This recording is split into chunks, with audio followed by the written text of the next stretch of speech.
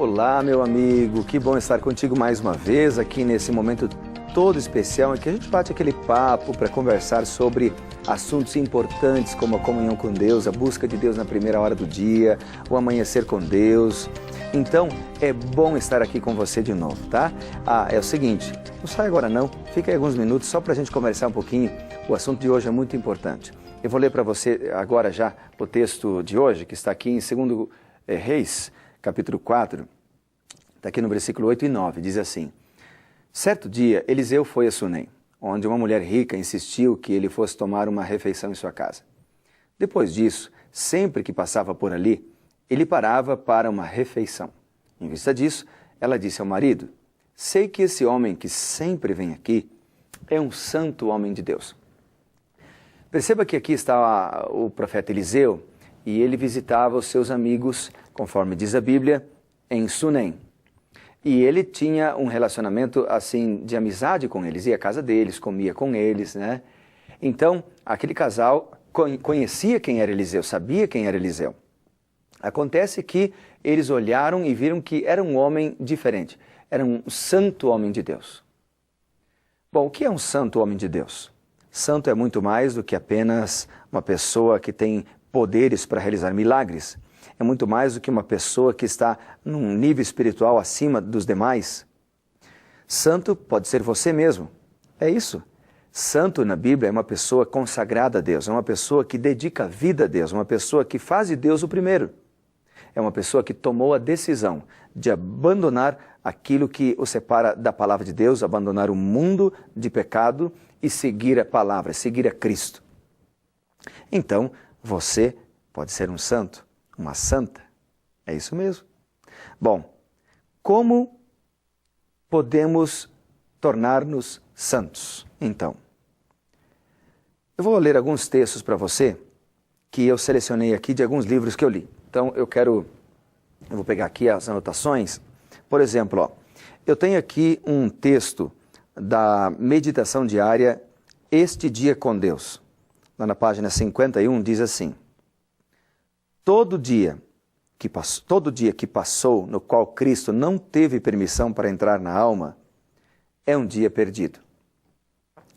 Esse texto aqui me impactou, porque ele menciona que quando eu não busco a Deus, quando eu me levanto, saio para o trabalho, saio para minhas atividades, sem priorizar a busca de Deus, aquele dia ele não contou na minha existência.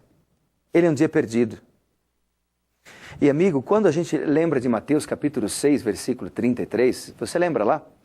O texto diz assim: Buscai, pois, em primeiro lugar o reino de Deus e a sua justiça, e as demais coisas serão acrescentadas.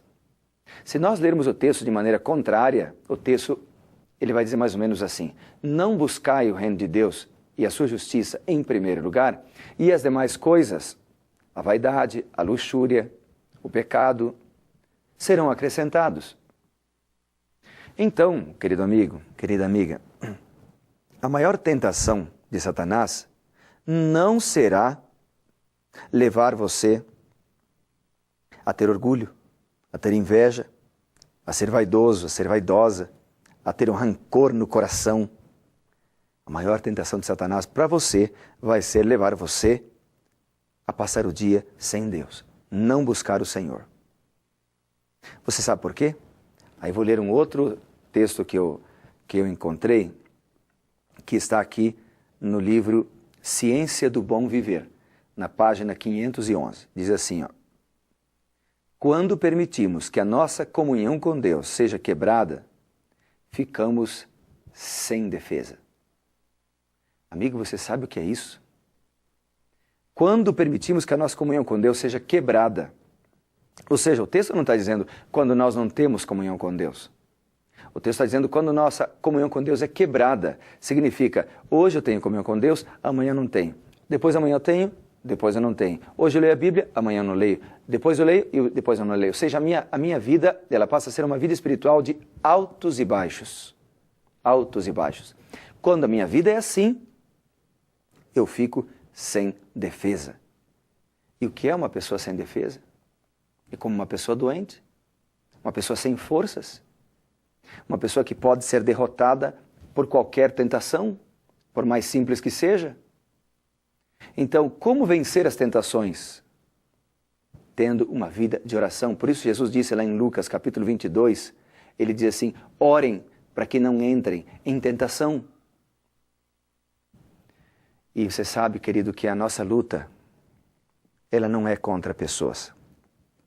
A nossa luta é contra o inimigo de Deus. É ele quem tenta derrubar você, é ele quem tenta destruir tua vida, é ele quem tenta acabar com a tua família.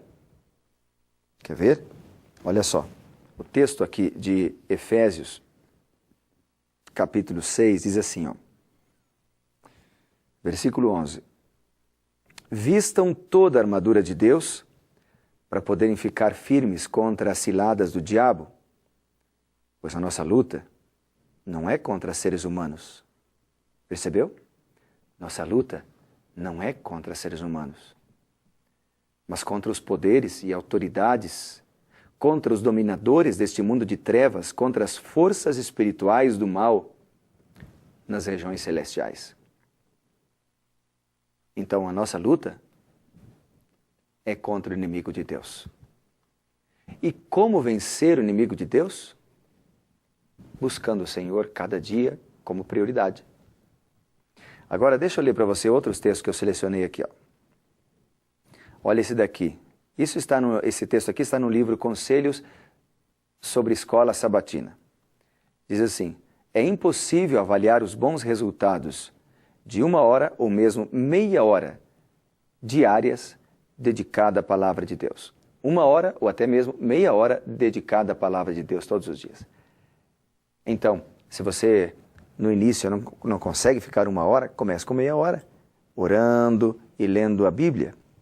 Um outro texto que eu tenho aqui, olha, esse texto eu gosto muito, está no livro Ciência do Bom Viver também, que diz, não pode haver limite à utilidade de uma pessoa que, pondo de parte o eu, oferece margem à operação do Espírito Santo em seu coração, para uma vida inteiramente consagrada a Deus. Não há limite para o que Deus pode fazer com você, se você colocar de lado o eu e viver uma vida inteiramente consagrada a Deus. Um outro texto que eu gosto bastante é esse que eu encontrei na meditação Nos Lugares Celestiais, na página 135, que diz, o tempo dedicado ao estudo da palavra de Deus e à oração trará lucro centuplicado. Então, o tempo que você dedica para orar e para ler a Bíblia não é tempo perdido. Entendeu? Não é tempo perdido. Pelo contrário, você vai lucrar com esse tempo. Olha que isso é um investimento tremendo. Isso é um investimento tremendo. Você investe meia hora e como lucro será centuplicada a possibilidade daquela meia hora. Do que você poderia fazer naquela meia hora se você tivesse feito outras coisas sem buscar a Deus. Né? Mas o texto que me chama mais atenção e que eu gosto mesmo é esse aqui do livro Caminho a Cristo, e até quero, se você tiver a oportunidade de ler o livro Caminho a Cristo, leia esse livro. Existe um site chamado ellenwhitebooks.com, onde você encontra esse livro. E está escrito assim, consagrai-vos a Deus pela manhã. Fazei disto a vossa primeira tarefa. Esta é uma questão diária. Cada manhã, consagrai-vos a Deus para esse dia. Submetei-lhes todos os vossos planos para que se executem ou deixem de se executar conforme indique a sua providência. Consagrai-vos a Deus pela manhã. cada manhã. E é por isso que aqui a gente sempre fala de prioridade. Você tem muitas prioridades na vida, eu sei. Mas a primeira prioridade deve ser consagrar-se a Deus cada manhã. Lembra do que diz a Bíblia? Em primeiro lugar, o reino de Deus e a sua justiça, e as demais coisas serão acrescentadas. Então, que tal você fazer isso agora? Que tal você dobrar os joelhos e colocar a tua vida na presença de Deus agora? Eu já fiz isso, mas vou fazer de novo e vou orar por você, pelo seu pedido, pela sua vida, pelas suas atividades do dia que você vai colocar na sua agenda. Eu não sei quais são as suas atividades, você sabe, mas eu vou orar por elas. E vou orar também para que você possa dedicar pelo menos meia hora na presença do Senhor, cada manhã. Pode ser? Faça isso então agora. Eu vou dar alguns segundos para você começar e depois você continua orando, tá bom? Porque aqui a gente enfatiza e sempre vai dizer que primeiro é o reino de Deus.